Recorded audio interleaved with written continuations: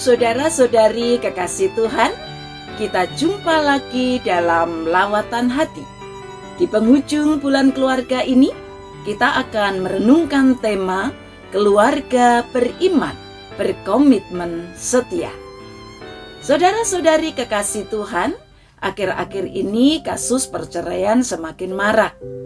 Menurut statistik Indonesia, tahun 2022 terjadi angka perceraian 516.334 kasus.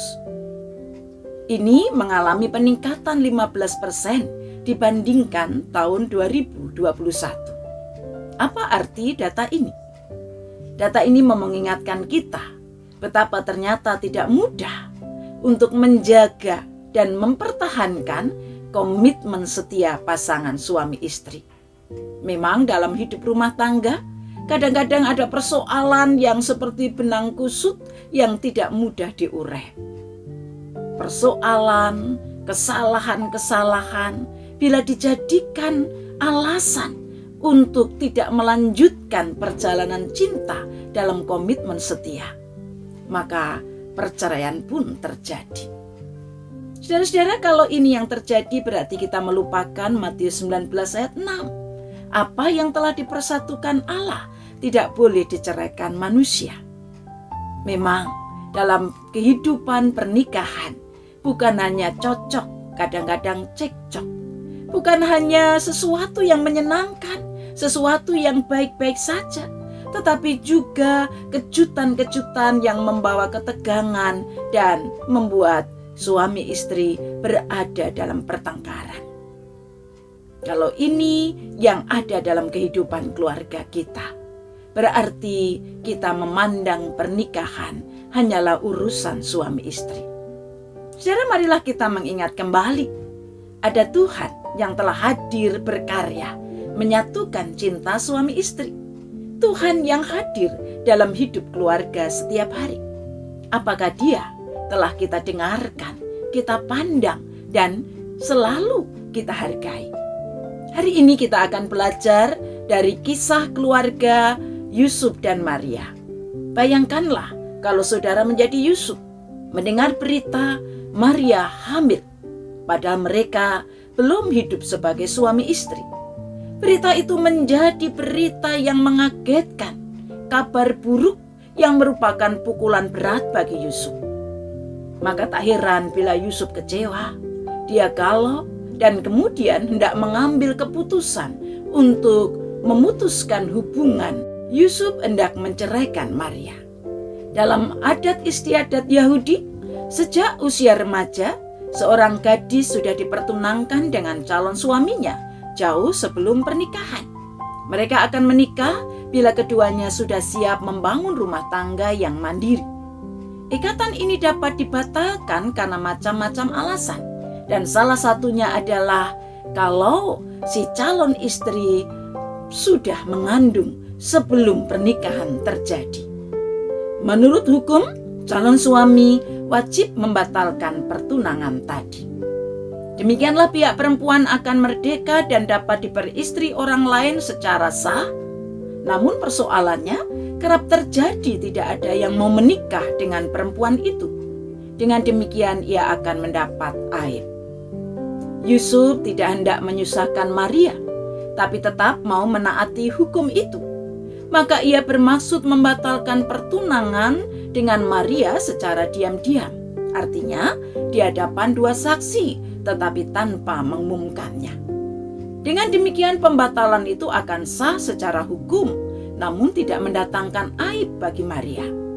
Sebelum niat itu dijalankan, terjadilah sesuatu yang luar biasa. Dalam sebuah mimpi, malaikat datang dan mengatakan kepada Yusuf agar jangan takut mengambil Maria sebagai istrinya. Malaikat itu menjelaskan bahwa anak yang dikandung Maria adalah dari Roh Kudus. Jadi, itu bukan dari manusia. Dan Yusuf tidak usah merasa terikat pada kewajiban mengikuti hukum adat. Akhirnya dalam Matius 1 ayat 24 diceritakan, sesudah bangun dari tidurnya, Yusuf berbuat seperti yang diperintahkan malaikat Tuhan itu kepadanya. ia mengambil Maria sebagai istrinya. Saudara-saudari kekasih Tuhan, kita melihat Yusuf taat dan tunduk pada perintah dan kehendak Tuhan yang menginginkan dia tetap setia dan mencintai kekasihnya sekalipun ia sulit memahami kondisi Maria. Ia tetap setia dalam komitmennya untuk mencintai dan menikahi Maria karena dia diberi kekuatan dan bimbingan Tuhan, karena dia menghargai Tuhan yang telah mengirimkan malaikatnya untuk menguatkan dan membimbingnya. Berkomitmen setia itu tidak mudah. Ada banyak alasan yang membuat orang tidak setia. Seringkali masalah, kesalahan, atau kekurangan pasangan menjadi alasan yang dikira bisa menjadi alasan kuat untuk meninggalkan pasangan. Pasangan suami istri bisa terancam kehilangan komitmen setia bila pandangannya hanya tertuju pada kesalahan, kekurangan, dan kelemahan pasangan. Bila rasa cinta hanya bergantung pada hal-hal baik yang menyukakan hati kita, maka kita akan mudah kecewa dan merusak komitmen setia. Cinta itu bukan hanya perasaan senang ketika bersamanya.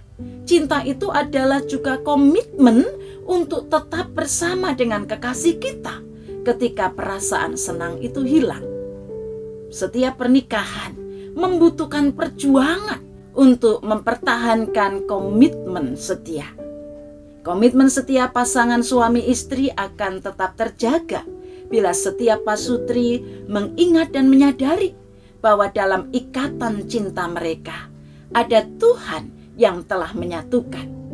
Di antara hati suami dan hati istri ada hati Tuhan yang merekatkan.